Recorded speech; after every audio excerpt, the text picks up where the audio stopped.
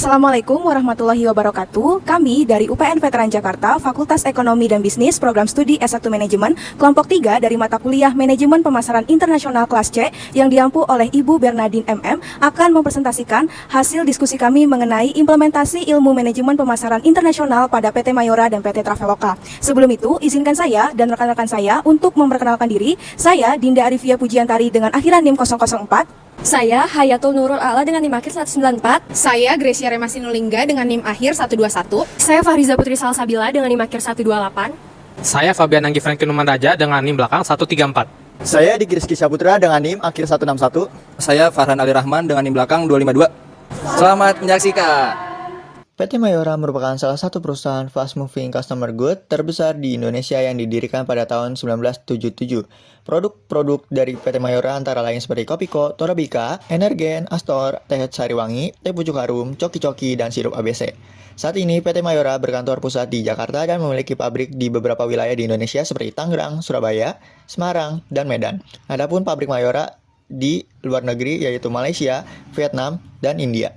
Traveloka merupakan sebuah perusahaan yang menyediakan layanan pemesanan tiket transportasi, penginapan, paket liburan, dan lainnya secara daring. Traveloka didirikan pada tahun 2012 oleh Ferry Unardi, Derianto Kusuma, dan Alberza. Saat ini Traveloka sudah diunduh lebih dari 114 juta kali yang menjadikannya sebagai layanan perjalanan terpopuler di Asia Tenggara. Di mana hingga saat ini Traveloka telah tersedia di 7 negara, diantaranya Indonesia, Malaysia, Singapura, Thailand, Vietnam, Filipina, dan Australia.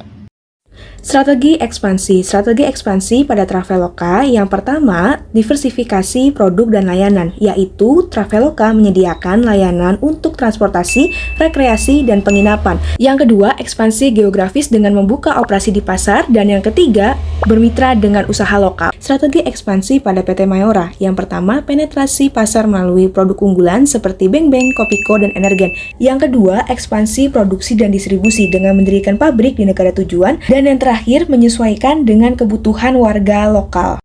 Global Economic Environment pada PT Traveloka dan PT Mayora, mereka memilih negara tujuan yang memiliki penghasilan tinggi, seperti Traveloka memilih negara Singapura dan Mayora memilih negara di Korea Selatan. Pertemuan ketiga yaitu marketing impact on yang pertama culture di Traveloka, yaitu meningkatkan kesadaran masyarakat akan potensi wilayah Indonesia.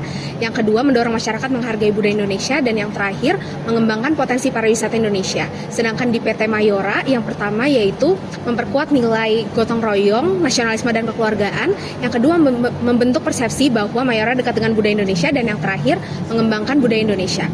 Poin yang kedua yaitu dietary references, di mana ada di PT Mayora. Produk Mayora yaitu Kopiko dan Energen laku di pasar Filipina. Selanjutnya ada produk Mayora yaitu Torabika, laku di pasar Timur Tengah, Lebanon, dan Rusia. Dan yang terakhir, produk Mayora yaitu Coki-Coki yang sukses melakukan penetrasi pasar di India, Afrika, dan Malaysia.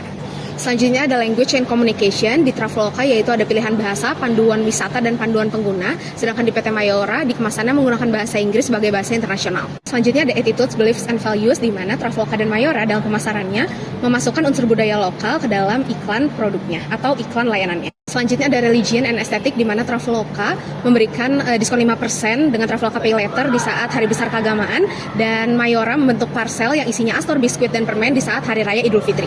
Selanjutnya ada Hofstede Cultural Typology, di mana ini menerangkan bahwa kebudayaan memberikan pengaruh pada pengembangan bisnis. Pada PT Mayora, ini dibuktikan dengan produk Kopiko yang dipasarkan ke Korea Selatan karena masyarakat Korea Selatan suka mengonsumsi kopi, sehingga Kopiko hadir di sana untuk menyederhanakan cara orang Korea Selatan minum kopi. Dan selanjutnya di PT Traveloka itu di teori ini juga diterangkan mengenai pengendalian ketidakpastian, dan Traveloka dalam hal ini mengeluarkan fitur reschedule plus kepada konsumen atau masyarakat yang berada di kondisi yang tidak pasti, sehingga mereka dapat lebih fleksibel mengatur jadwal keberangkatan mereka. Masa loyalitas pada PT Mayora. Dalam menjalankan bisnisnya, PT Mayora telah memiliki seluruh perizinan dari otoritas terkait di Indonesia, baik dari Kementerian Perdagangan maupun dari Cukai. Yang kedua, PT Mayora mengikuti peraturan perdagangan nasional yang berlaku di negara tujuan, termasuk pengiriman, penerimaan, dan peraturan pajak lainnya.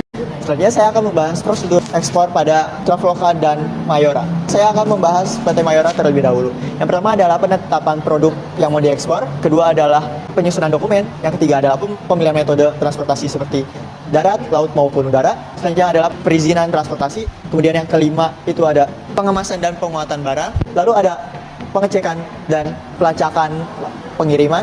Lalu ada penanganan penyeberangan perbatasan. Selanjutnya ada pengiriman dan penerimaan barang. Lalu selanjutnya ada evaluasi kinerja dan peningkatan proses.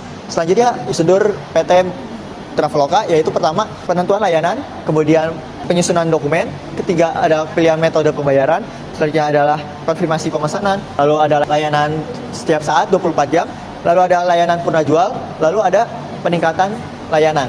Selanjutnya ada penetapan harga extension. Jadi penetapan harga extension ini adalah penetapan harga yang tidak sama di negara, sedangkan di wilayahnya sama. Contohnya itu di Indonesia ini Kopiko terjual sebesar 8.500, sedangkan di Korea Selatan itu sekitar 6 won atau 71.000. Penetapan harga di PT Traveloka adalah penetapannya harganya sama.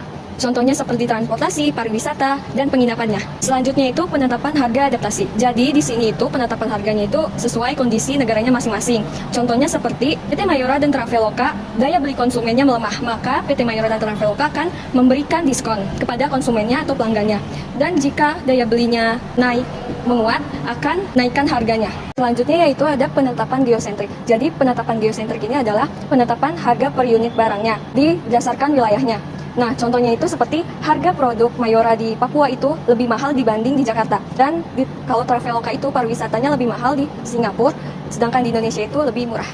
Baik, selanjutnya saya akan membahas saluran pemasaran global. Yang kedua ada distribusi fisik. Untuk saluran pemasaran global, saya akan membahas mengenai PT Mayora, yaitu mereka sudah melakukan perdagangan modern, perdagangan tradisional, dan perdagangan online. Lalu pada PT Traveloka, mereka lebih condong ke arah platform online. Mereka melakukan pemasaran di situs web, lalu ada aplikasi mobile, dan media sosial. Yang kedua, distribusi fisik. Untuk PT Mayora sendiri sudah menyiapkan gudang penyimpanan di lokasi yang strategis dan menyiapkan armada dan distribusi lokal untuk pengiriman barang.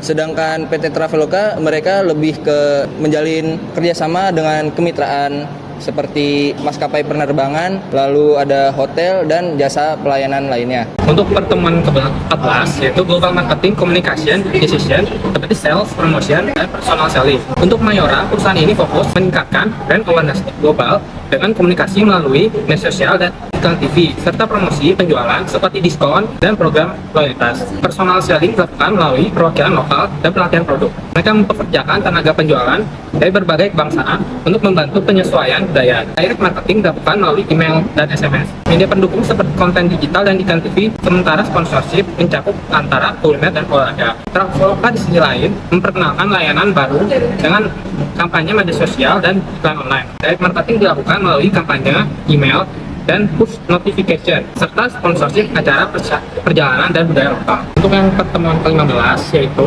Global Marketing dan Digital Revolution. Untuk Traveloka, perusahaan ini memaksimalkan kehadiran digital melalui media sosial dan aplikasi mobile, serta memanfaatkan data analitik untuk personalisasi konten. Promosi dilakukan melalui iklan berbayar di platform digital dan flash sales pada aplikasi. Mereka juga memiliki program loyalitas berbasis aplikasi yang menawarkan poin dan diskon eksklusif. Sementara itu pada Mayora menggunakan kampanye digital di media sosial dan iklan online untuk meningkatkan brand awareness. Mereka membuat konten inspiratif seperti resep dan tutorial, serta mengadakan kontes giveaway di platform digital. Cukup sekian pemaparan dari kelompok kami, kurang lebihnya mohon maaf. Terima kasih. Wassalamualaikum warahmatullahi wabarakatuh.